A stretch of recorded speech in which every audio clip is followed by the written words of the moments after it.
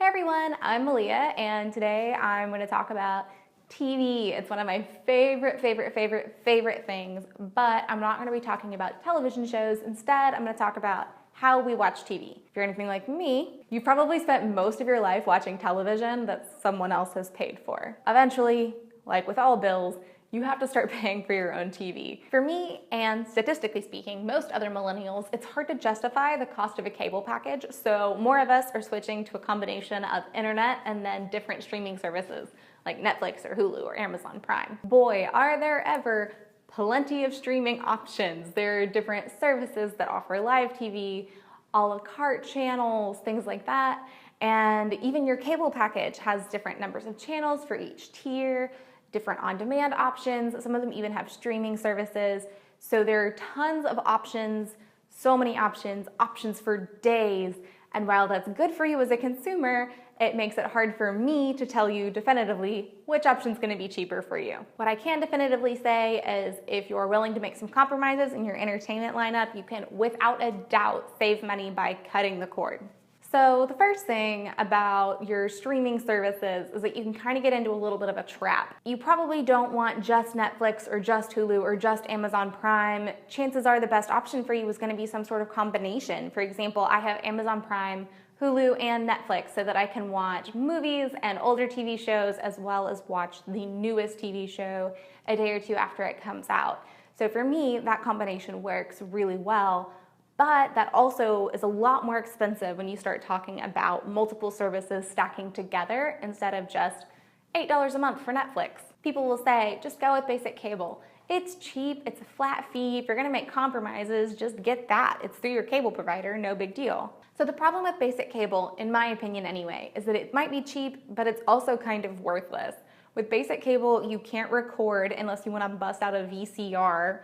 You can usually only have cable for one room, aka one TV, aka you can't have the same thing in your living room and your bedroom. And what even is life if you can't watch TV in your bedroom? And you usually don't even get all of the channels that you probably want with basic cable. Usually it's like 40 channels and a lot of those are news. Then if you want to add other channels, like maybe you're a Doctor Who fan and you really want to watch BBC, you have to step up to the next package. Or you really want HBO, you start adding on things and you really increase your base cost. Not to mention for a DVR or TiVo, you're gonna pay a lot more. So really, what we found is that most people are not using basic cable. The average monthly bill for paid TV is $103 a month. That's not the $40 people are saying they're paying for basic cable. Another factor to consider is whether or not you watch TV live. If you really enjoy watching television live, maybe you love live tweeting, or you're a huge award show person, or you just really hate spoilers, then it might be worth it for you to go ahead and watch, pay for basic cable. But for me, there's very little there that an antenna can't help me with. For example, I watch The Bachelor and The Bachelorette live using my antenna. The signal's not great, the quality's a little spotty, but it gets me through. And if I miss it, I can always watch it the next day on Hulu. That said, for sports fans, watching live is a big deal. It's a bonding community thing, and you really don't want to know who won the game. That's kind of the biggest spoiler. So watching live is a really big thing, but Netflix and Hulu also can't even help you with that the day after. You need to have a service like Sling TV that specializes in sports and streaming. And that's an added cost, whereas it might be included with your basic cable. And finally, consider that you need internet either way. You probably need internet for your work or even just for Facebook at home, and Netflix doesn't work without internet. So no matter which way you want to go, you need to have at least some basic internet package. So like I said earlier, it's really hard for me to sit here and tell you for sure whether you're going to save money by cutting the cord. So I'm going to go ahead and walk you through how I decided that definitively not having cable was going to be a cheaper option for me. So I love television. TV is one of my main hobbies. So I really need to have Netflix, Hulu, and Amazon Prime so I can stay up to date on all of the newest original TV series, as well as my old favorites that are put up on these different streaming services after they end. So to keep up with all of that streaming, I also need to have a better than basic internet package. All of that together costs about $80 a month. So my half is $40 because I share a house with my boyfriend and we split bills. And actually, my half is a little less than that if I'm being really specific, because I use my boyfriend's Netflix, I pay for Hulu, and we use my mom's Amazon Prime.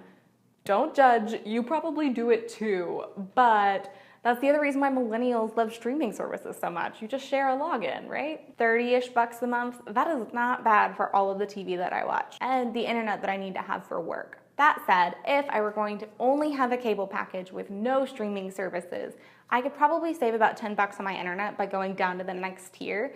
Not any more than that because I still use the web a lot and I play video games, so you still have to have pretty good internet. So that would take it down to about 40 bucks a month. However, also assuming that I'm not streaming, right, because that's how I got the cheaper internet, I would have to have a DVR because with my schedule, I commute and maybe I have something to do. I can't always watch TV live. The cheapest package with a DVR in my area is 90 bucks a month. So total, I would be looking at $133 a month and my half would be 66. That's more than double what I'm paying right now, and I still don't have access to Netflix, Hulu, or Amazon. To review, there are some things that I miss about having cable, like aimless channel surfing when you don't have anything you want to watch, or watching live TV for more than just the 7 channels I can get with my antenna, or even having access to shows that aren't on streaming services currently, or that just don't come to streaming services until weeks or even months after they air. Looking at you, FX and Lifetime. But for me, it's ultimately worth it because I save 30 bucks a month, which doesn't sound like a lot, but 30 bucks here and there really adds up. And I've basically cut my cable bill in half by doing this. And I still watch pretty much anything I want to. I'm never out of shows. So if you're willing to make some sacrifices, a combination of streaming services is almost always going to be cheaper, but that's not necessarily the best option for everyone. So I encourage you to lay out everything you watch, figure out where you can stream it, and then do some math to see if it really is cheaper for you. Or maybe your local cable provider has a special deal where you can get it for 10 bucks a month, and then it's gonna be totally worth it. So just look at your lifestyle, look at your choices, look at your priorities, and figure out which option is the best for you. And then let me know which option you choose, cable or streaming. You can tell me in the comments below. Don't forget to like this video and subscribe to our channel and follow Earn Spin Live on social media.